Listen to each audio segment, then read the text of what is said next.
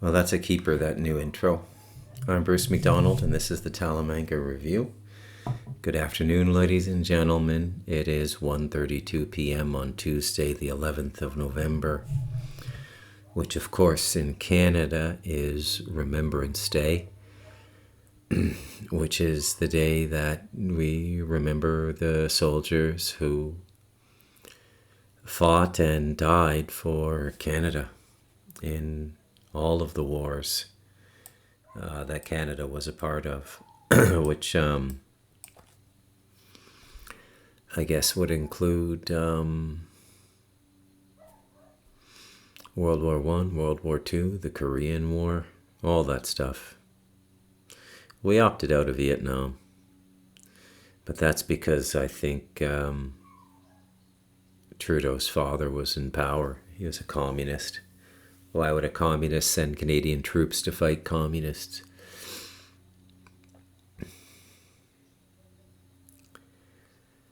So it's kind of remarkable to think about, actually, all of the people who have died in service. I think that human collectives are a very curious thing, you know. Most of the things that they promise, like security, end up coming at a price that nobody really sees. It is amazing to me how often human beings just sort of miss the point of everything. But then, why wouldn't they? Very few people come to operate from a true being, from a supreme being, from a connected being, from a centered being, from an eternal being, from their divine being. It is us and we are it. There's no separation. And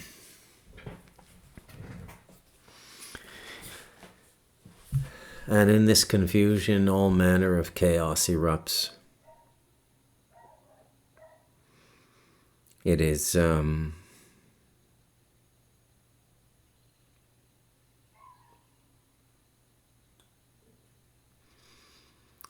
incalculable catastrophe, the human condition now.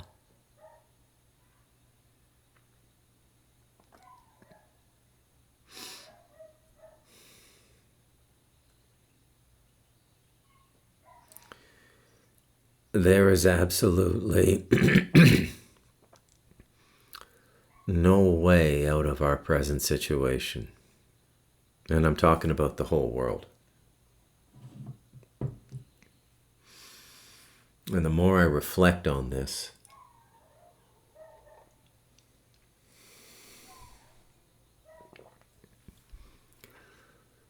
the more I become convinced of it.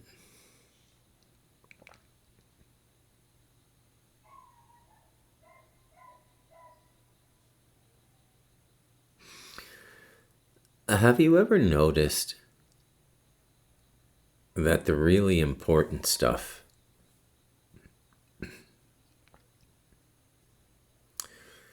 the critical stuff,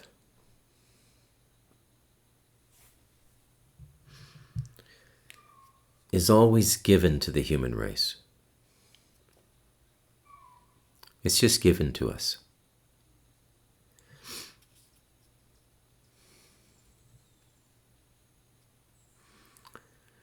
There's no great search involved.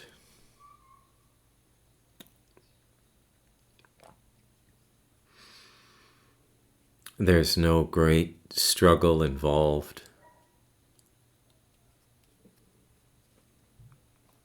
From the very beginning,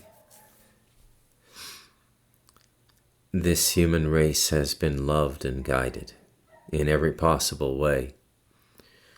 we're given incarnationally, we're given what we need. So at the right time, in the right generation, what we need will be put into the human condition.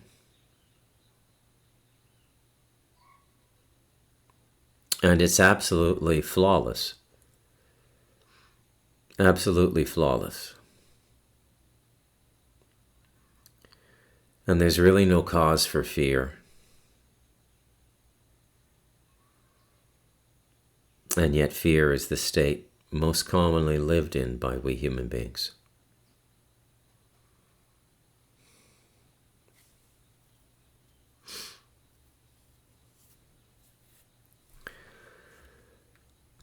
At the beginning of the age of Pisces,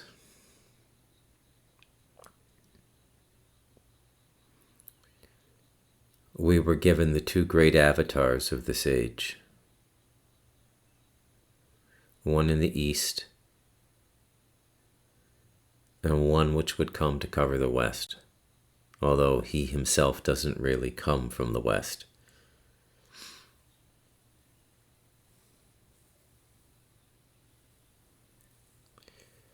And the one in the east was Gautama Siddhartha, who became the Buddha, the perfect Buddhic field of compassion, the embodiment of God, even though the Buddhists don't believe in God. Again, the Supreme Being is your Supreme Being.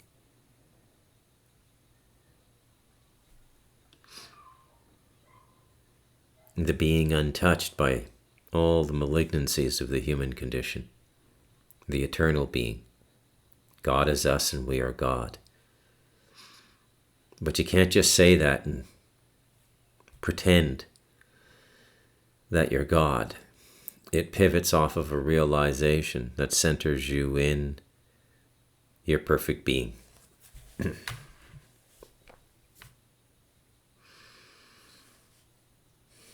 And the one in that came to dominate the West was, of course, Christ.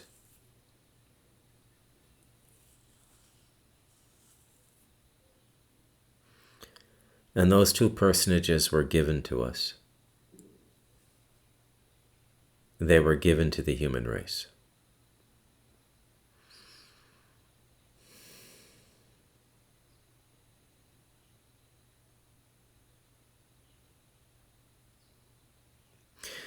Now, this is just my opinion, and it may go against what a lot of you believe, and that's okay. Disagreement is a part of life.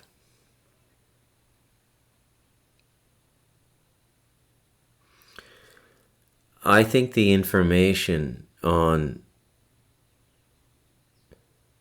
how we live and why we live is the most important information the human race has. Because without that context of what a human life is and how it should be lived, the life is almost meaningless.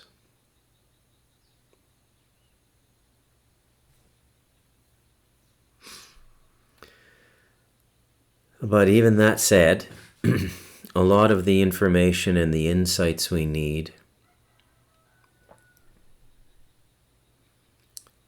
to grow and to prosper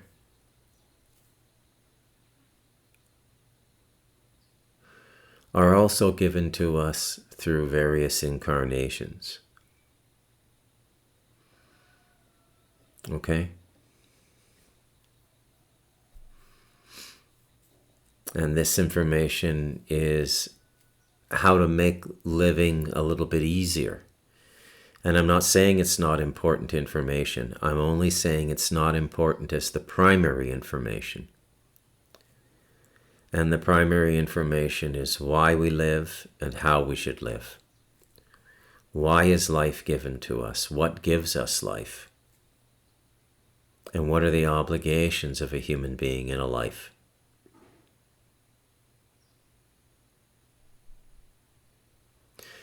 The other information is about manipulating this environment.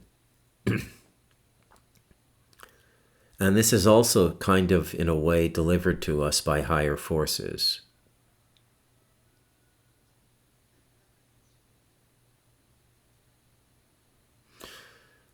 So I would definitely put the Greeks into this.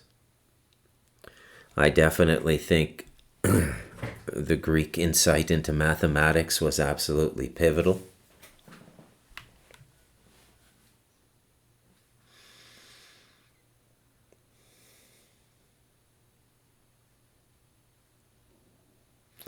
But if we're going to be honest, we have to take note of the unacknowledged human record.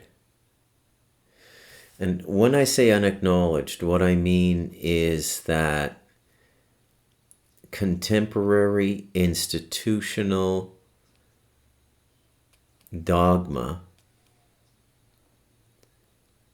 has no rational explanation for it. And absent a rational explanation from institutions, human beings generally will not accept something. Extremely perceptive people might, individuals might, but the society as a whole will not. It's just the way we've been put together.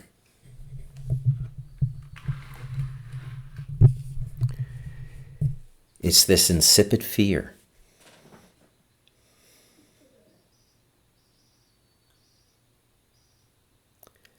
And that's what it is. It's an insipid fear. Let me look up insipid. I haven't been using my Gemini.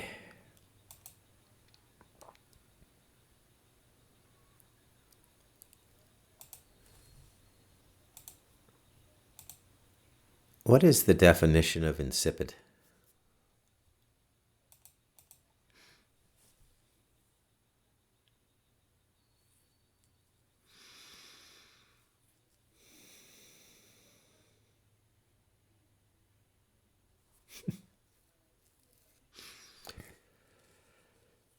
So the word insipid is an adjective that describes something as lacking in strong or interesting qualities. And it has two primary meanings. Number one is lacking flavor. So when referring to food or drink, it means lacking taste, flavor, or zest. And number two is lacking interest. And when referring to people, art, conversation, or concepts, it means dull, boring, and without stimulating qualities.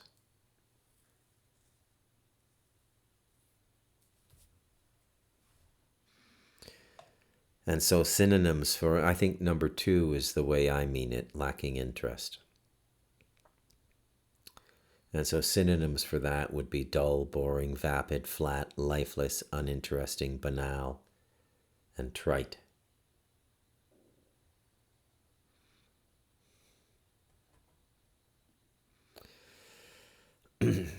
So this is what they call the figurative definition of insipid. The literal definition, it has to do with flavor.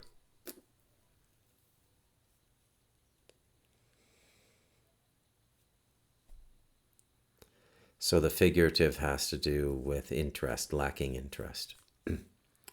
I had to leave the party after an hour of insipid conversation. While the movie had a big budget, its plot was insipid and predictable.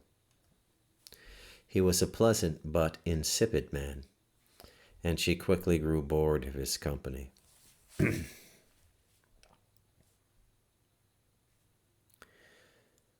So I guess what I mean when I say insipid fear is like a colorless, bland, uninspiring, and absolutely ridiculous fear. And the human race is possessed by this insipid fear. And I call it insipid because it's not even real fear.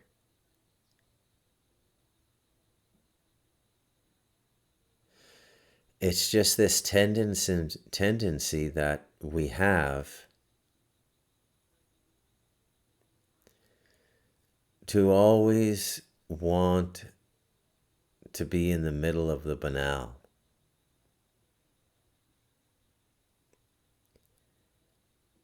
To not challenge life.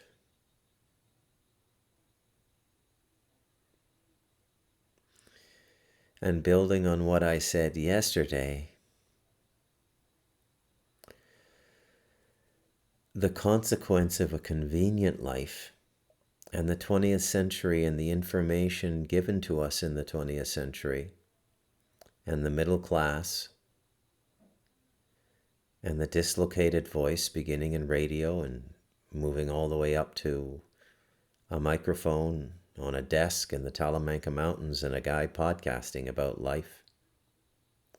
It's all dislocated voice, rapid transportation, automobile, motorcycle, train,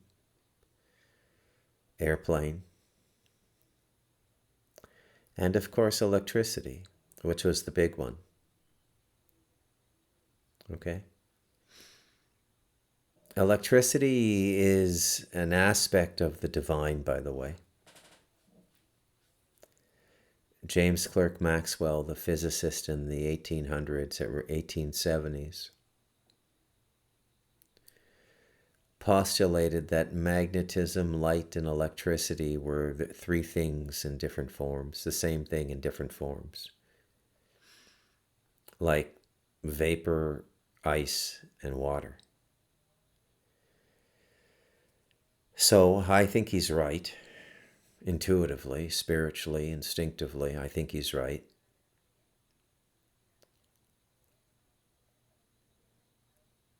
And therefore, the system of electricity that we chose has really defined the last century and the enslavement of the human race and the entrapment of the human race and the killing of the human spirit.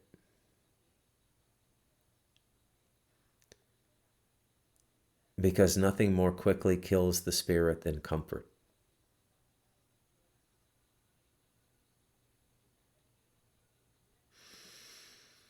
Now, don't get me wrong.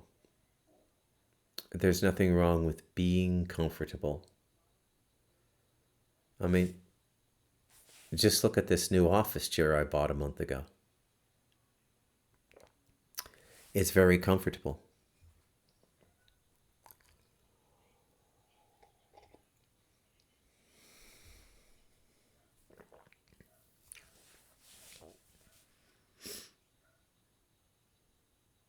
But I don't think it can be denied, at least not by me.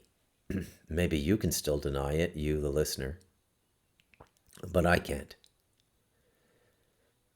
That comfort kills the spirit. And the spirit and the cultivation of spirit is the purpose of life. It is the why of life. You know, going back to the Christ and the Buddha. Why do we live? How do, why do we exist? And what are we to do with this life? The answer to that question, even if it's given to you, even if it's not your answer, but even if it's given to you, it's still valuable.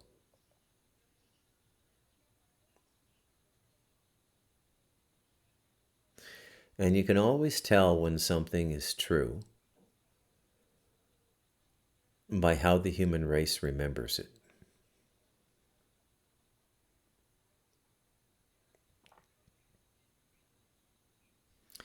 Let me ask a few questions here. Who was the President of the United States in 1955? If you can't answer that question without looking it up, you don't know the answer.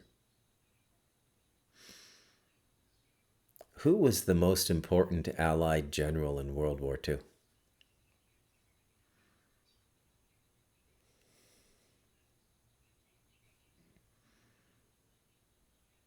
If you don't know the answer to that question without looking it up, you don't know. It means it's not important to you.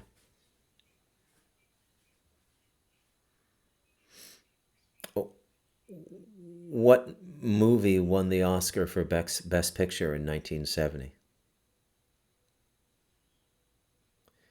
If you don't know, without looking it up, it's not important to you.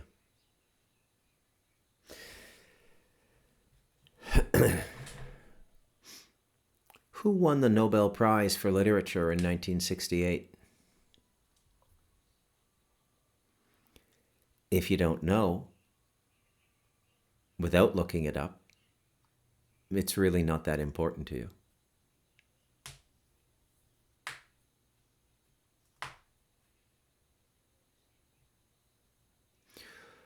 Who created the middle path to enlightenment?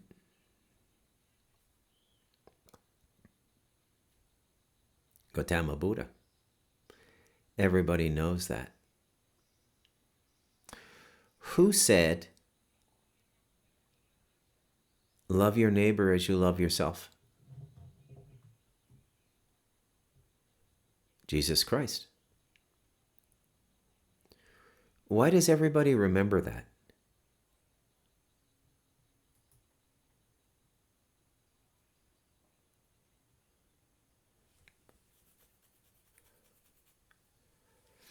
Have you ever noticed this aspect of human memory?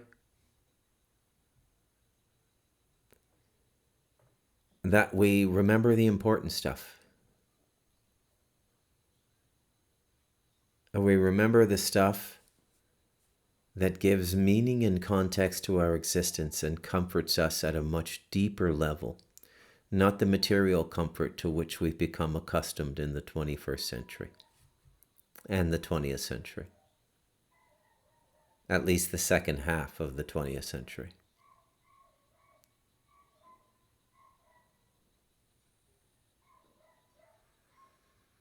Why is it that we can't remember all these important people who changed the history of the world? And if you buy the narrative behind World War II, the most important Allied general would be the person who preserved freedom in the world and defeated the Axis Empire, the Nazis and the Japanese and the Italians under Mussolini.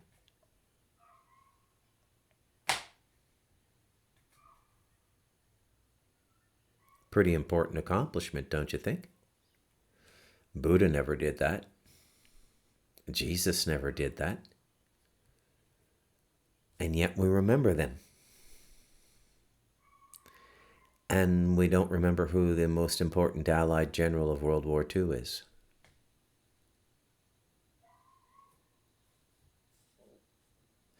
That should tell you something. It should tell you something about life. It should tell you something about human beings. And it should tell you something about yourself.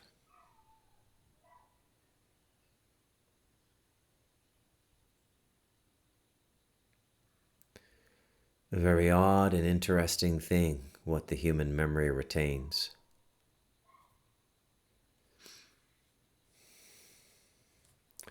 What we generationally retain. It's the spiritual figures.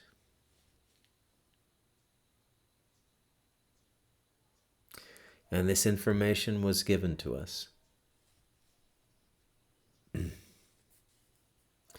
There was no institution that produced the Christ. He didn't graduate from Harvard with a PhD in divinity.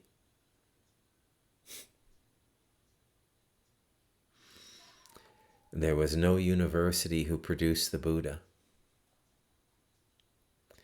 The path of stillness and meditation and mindfulness was cultivated by him and him alone. Nobody gave it to him. Now I want you to ask yourself something. How is it that a human being can bring something into the world that previously did not exist?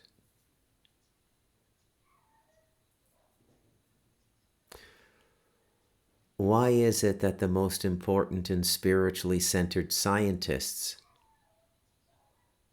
have been oppressed in the last 150 years in favor of mercantile, turnstile, toll booth systems that make money for controlled cartel interests, corporate cartel interests? JP Morgan, Wall Street, the Fed. Why?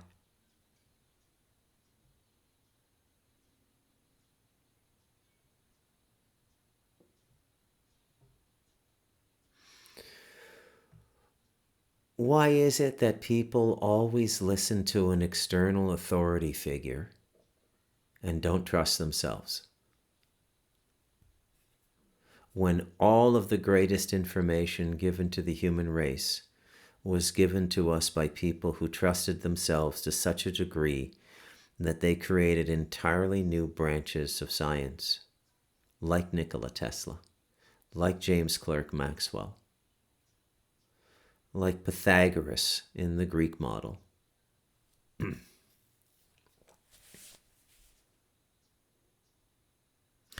Why is it that with more social services, more community care, more free food, free beds, free medicine, and free money, and free injection sites, why, with all the coddling of the afflicted through the social services we provide now, are there more afflicted people per capita than ever? You ever ask yourself that?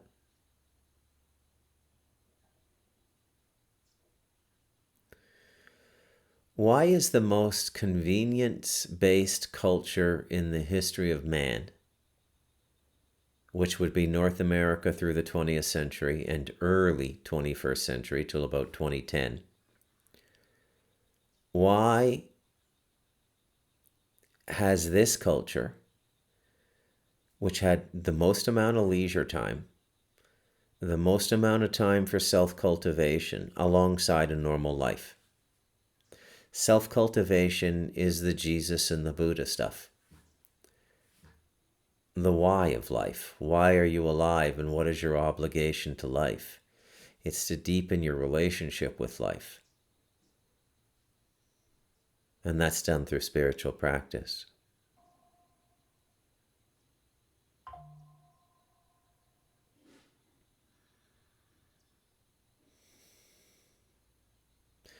So we've had more time for self-cultivation and good material living, meaning nobody is skipping meals in the 70s, 80s, and 90s. Nobody is not eating. Nobody is really suffering, at least not in North America.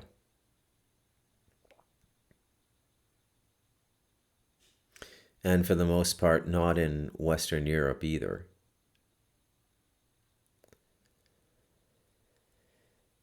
Why is it then, if we finally got life right, and this would be the liberal contention, Mark Carney, Nancy Pelosi, these kinds of people, Gavin Newsom, if we finally got life right, why are there more casualties per capita than any other generation documented in recently recorded history? And by recently recorded, I mean newspapers, media, literacy, book writing, academia.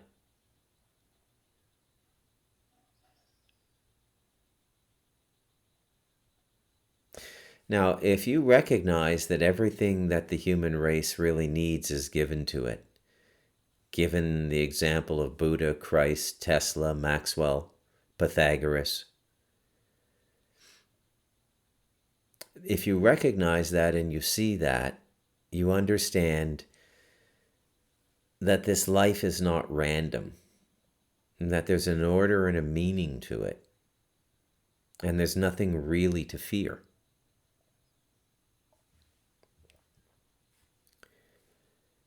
If you understand what I just said, if you understand that,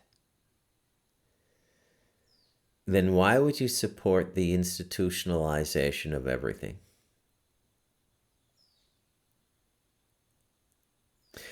Really, the entire modern world, when you think about it correctly, is the debate between the Sadducees, the Pharisees, and Christ 2,000 years ago, culminating in the crucifixion of Christ. The institutional authority is telling the literal and manifest authority he can't possibly be right because his position is not institutionally certified, and God prefers to work through their hierarchy and their institution according to them, and therefore he must be evil, and therefore they assume right to torture and murder him in the most brutal way imaginable. You know, to this day, 2,000 years later, there is not a more brutal way to kill somebody than crucifixion. Being buried alive in a box until you asphyxiate would be a mercy compared to crucifixion. It was literally the most brutal and painful way you could kill a human being. It was like drowning on land, where you slowly suffocate over days. It takes several days to die by crucifixion. Very slow, agonizing death. And that's just if they tie you to the cross. Nailing you to the cross is a whole other thing.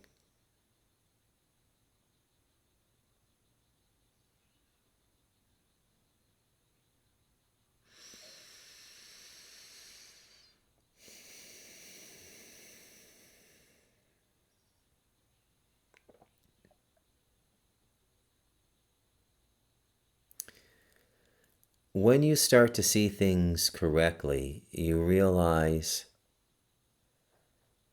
evil won. It can't be everywhere. It can't dominate everyone all the time. But as a general rule of thumb, the battle between good and evil was lost and evil won on this planet.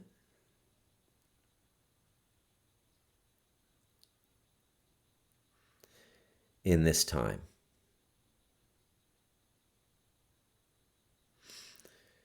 The only victories that good has are personal victories.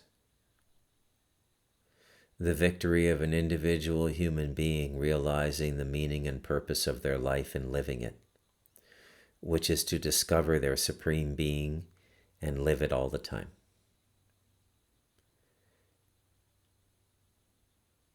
The victories of good are personal victories.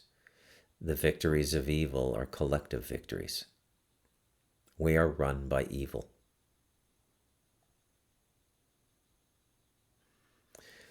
Absolutely, completely, and totally run by evil.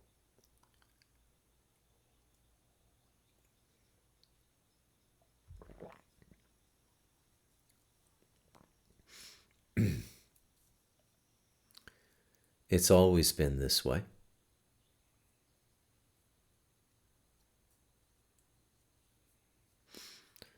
There's no law down here. No real law. No human law.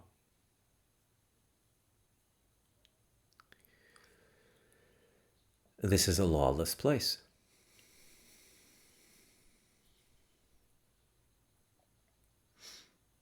And you know what?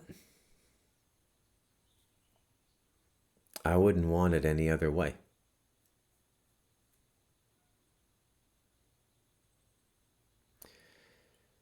Because lawless is the freest,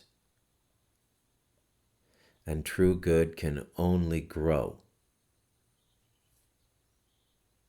can only be cultivated in complete and total freedom. And complete and total freedom is in many ways a state of lawlessness. But it's even worse now. It's even worse than lawlessness. It's organized evil. It's structured evil.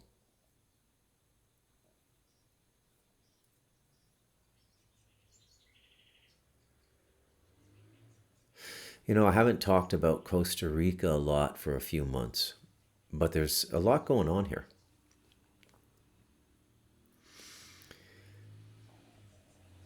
Some extremely high-ranking people. For example, a former vice minister of justice and the equivalent of the attorney general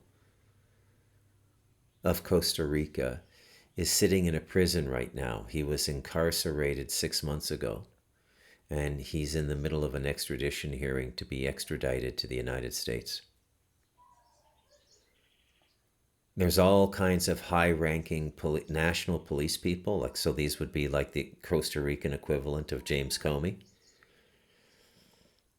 There's all kinds of people at the highest levels being indicted now and being extradited. Some of them fight the extradition and some of them don't, and they just get put on a plane and sent to the United States. So what's happening in Costa Rica now is what they did in Colombia in the early 90s with the Medellin and the Cali cartels. It's the only way that they could deal with them was to get them out of those countries.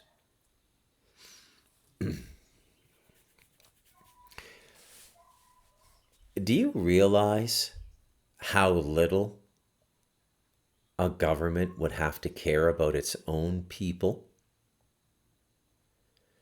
for popular opinion to deify narco traffickers?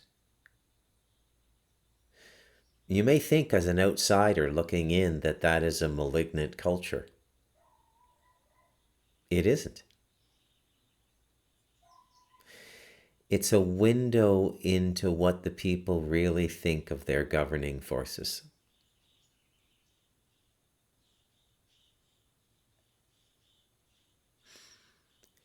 Now, I say this every once in a while. It's definitely worth repeating.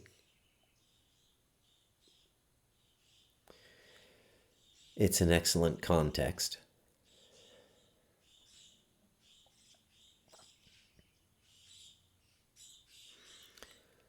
No matter how corrupt you might think that the United States is now, and let's say the United States after winning the Cold War, the United States from 1992 forward, the United States from Bill Clinton forward, and it can't be denied. It's absolutely corrupt. The Clinton Foundation, all of these things, it's completely corrupt. But on a per capita and gross domestic product basis, meaning the percentage of capital lost to corruption in those countries, in a country like the United States, as compared to the level of corruption per capita and per GDP, gross domestic product, in smaller countries like Nicaragua and Costa Rica and Colombia. The latter, Nicaragua, Costa Rica, and Colombia, are exponentially more corrupt. It just doesn't register with rich Westerners because the level of corruption isn't as impressive, even though the percentage of the total wealth of the country is much greater. Does that make sense?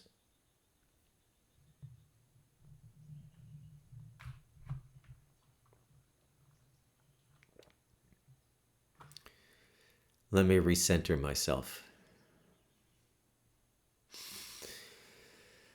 So what am I saying today?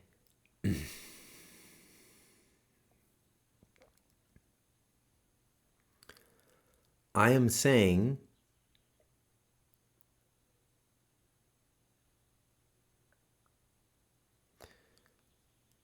that we are better trusting ourselves and trusting our hearts than we are trusting institutions.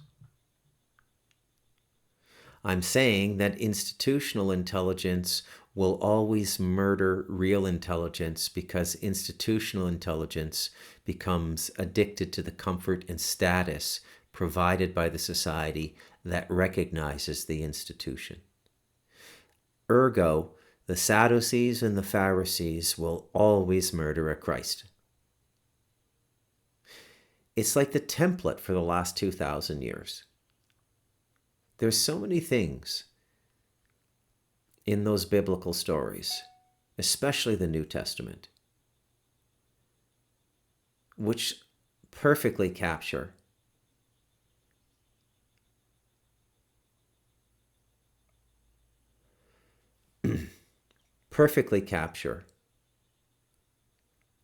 how corrupt things have become and how corrupt they've always been, in a sense. It is human nature to believe someone else over believing yourself. Oh, he's a doctor. He's an expert. He went to medical school.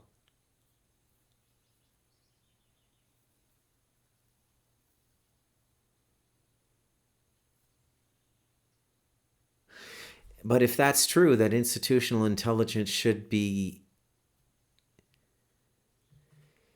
preserved, then why are all institutions commenced by a rogue discovery by a non-institutional person? Buddha would have loathed what Buddhism has become. He would have loathed it. If Buddha could see what Buddhism has become today, he would find it disgusting. If Christ can see what has been done in his name and the institutions that have been formed around his name, he would be disgusted. Why is it, the question I'm asking today, why is it that institutions always get everything wrong in the end? It was the World Health Organization that warned us of the perilous circumstance of the COVID-19 virus. It was the incredible, almost military organization of AstraZeneca, Moderna, and Pfizer that brought the miracle result of the M-ribonucleic acid vaccine to combat what was ostensibly the most dangerous virus in human history. All done through institutions. And yet we continue to perpetuate the myth of evil as being individuated beings. This is part of the narrative, part of the victory narrative of institutions. So the victory narrative of the Sanhedrin 2,000 years ago would have been, we killed that wicked black magician Yeshua from Nazareth and preserved the dignity of our prophetic tradition. And when you put it that way, it's ridiculous. But everybody wakes up every day and lives in that reality. What does it take to get people to change? Well, take away the comfort. Comfort is the great killer. It's okay to be comfortable, but never allow comfort to seep into your life. Always stay dynamic. Always challenge yourself.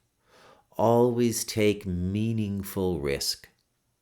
Meaningful risk means that the reward is a fulfillment of the meaning and purpose of life. If the risk is going to take you closer to a higher lived understanding of the meaning and purpose of life, take the risk. There's a reason that the loan given to you to buy a home is called a death gauge. Mortgage. Gauge, morte, death. Death gauge. You ever find it coincidental that the average mortgage is the same amount of time as a life sentence for first degree murder, which is 25 years? I don't know why they call it a life sentence if it's only 25 years, but they do. Because it takes away most of your life. If you go in at 25, you're going to come out at 50. And your life as a productive human being that's going to procreate and have a family and contribute to society is pretty much over.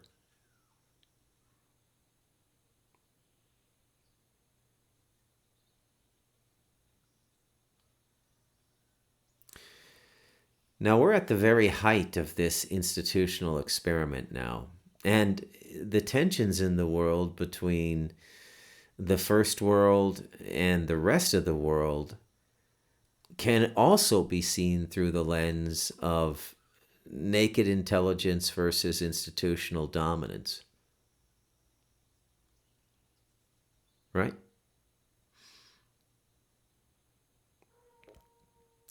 You could even apply, most certainly you could apply, the thesis of today's podcast to the United States of America itself. Again, think of the risk. There's no risk in going to the United States now. I mean, maybe if you come up the Coyote Trail from Nicaragua, maybe then. But not really. I mean, not compared to getting on a wooden boat in 1645 and sailing across the Atlantic Ocean from the British Isles or from France. You know? And the institutionalized people, the people who live in their comfort and don't see the delusion or the illusion of their comfort, form the liberal mindset. And so it's all these crazy fucking idiots, usually women, no offense, and there's many men as well, like, you know, your Gavin Newsoms, your Chuck Schumer, but are they really men the way we understand what a man is, if you know what I mean, if you've been following this podcast? Generally speaking, this malignant liberalism comes from the feminine consciousness, whether it's in a male body or a female body. It comes from the feminine consciousness, which of the two gender consciousnesses is the one that prefers comfort, and the only one I think that has a legitimate claim to want comfort, because the female is the nester, the female is the birther, the female is the mother. And those things do require a degree of comfort.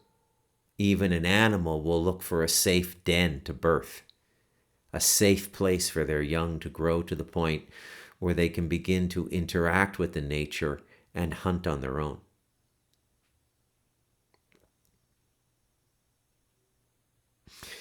And these same people in America, these liberals, the descendants of people who had the courage to get on a wooden boat in which 1 out of every 3 people did not make the voyage, and generally were just dumped overboard and buried at sea to become fish food. Those are the risks we took to leave Europe to form North America. And when other people do it now, 300 years later, we call it reckless and chaotic and a travesty and a tragedy, even though our own ancestors did the exact same thing. The Venezuelans, the Nicaraguans, the Guatemalans, and the Salvadorans are doing to this day. Why shouldn't they have their right to do it? You understand? There's this arrogance in the Western first world consciousness because we're a little bit ahead of everybody. And I'm not saying that as a testament of chauvinism or elitism or supremacy. It just is an observable, objective fact. Okay? With the exception of the Chinese who sailed the world 100 years before Europeans and decided that the world was too uncivilized to interact with. And then they burned their entire navy and decided to stay in China. Fucking Chinese.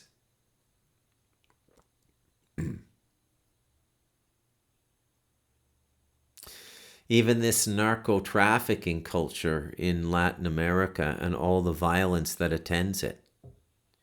Is it really any more violent than the Southwest of the United States in 1855? With the tensions at the Mexico-US border and the rogue Apaches that were still murdering men, women, children?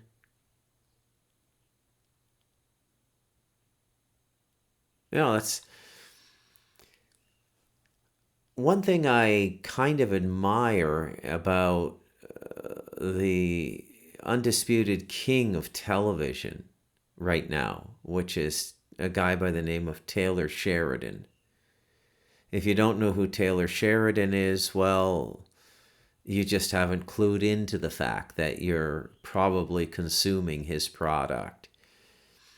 He's the guy behind Yellowstone, 1883, 1923, the mayor of Kingstown, many other TV shows as well, and he's done a few movies. He's the guy behind Sicario with Josh Brolin and Benicio del Toro and Emily Blunt.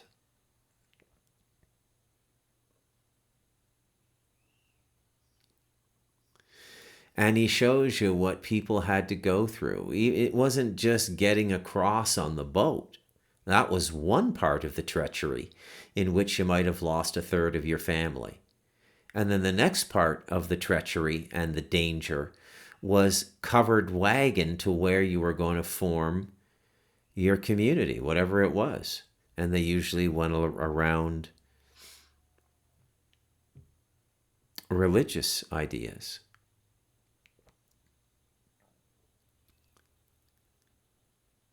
And so you'd have to go from New York or somewhere on the East Coast all the way by horse and wagon over to Ohio or Idaho or Montana, a journey that could take months and fraught with dangers equivalent to the dangers of coming over in the wooden boat.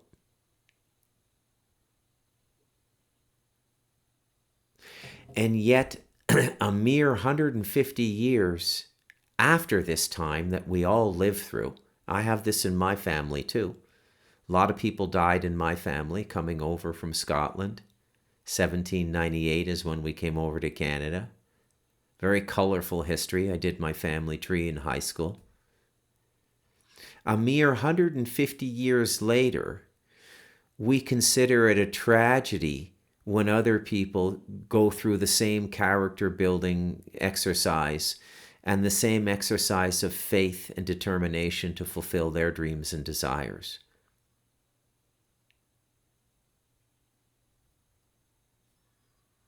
Liberalism is spiritual cancer.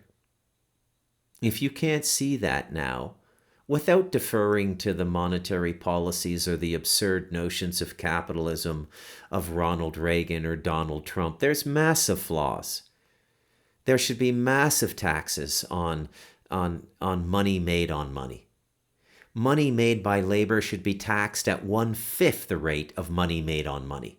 There's so many things that are wrong with this modern system that would be so easy to fix, but the money cunts don't want it fixed because, God forbid, they actually have to work for a living. But that aside, because I don't want to be lumped in with the Heritage Foundation or Reaganomics or Milt Friedman or even Donald Trump's contemporary Jew-first fucking economic policies. Even with all those things being true, I still tell you the real cancer is liberalism. Because the problems of the capital system can be solved. And they're engineering problems about how we use money or how we allow money to be exploited by people who work in the field of money, finance. And that could be easily remedied with legislation. It should have been remedied from at the same time that Nixon took us off the gold standard. But of course it wasn't, and you know why. because I've talked at length about this on the Talamanca Review, because bringing us to this point of global communist rule under massive technological surveillance has been the Kabbalistic Masonic plan for over 150 years.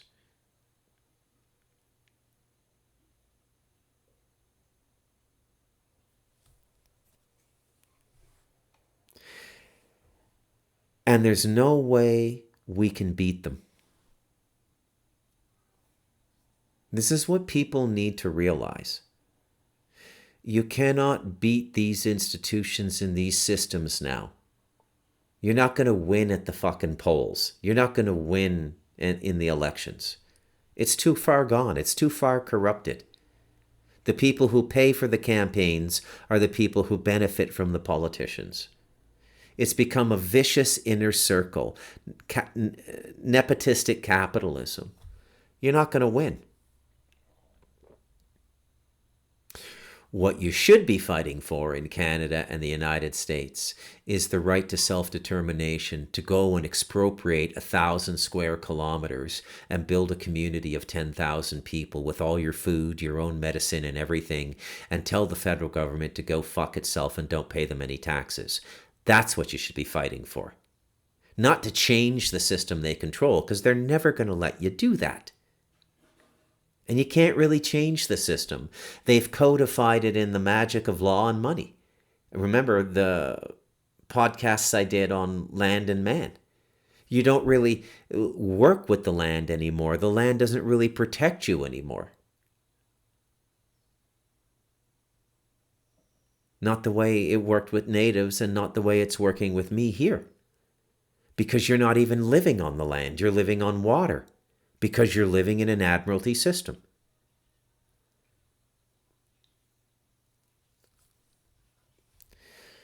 So the only way out is to go back to land and take all of the risks inherent in living on land.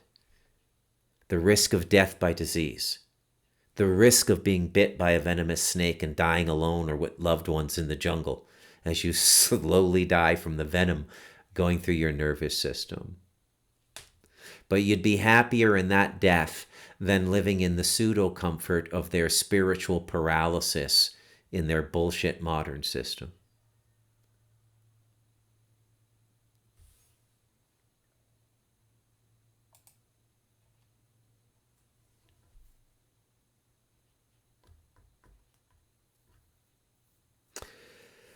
I'm Bruce McDonald, and this has been the Talamanca Review.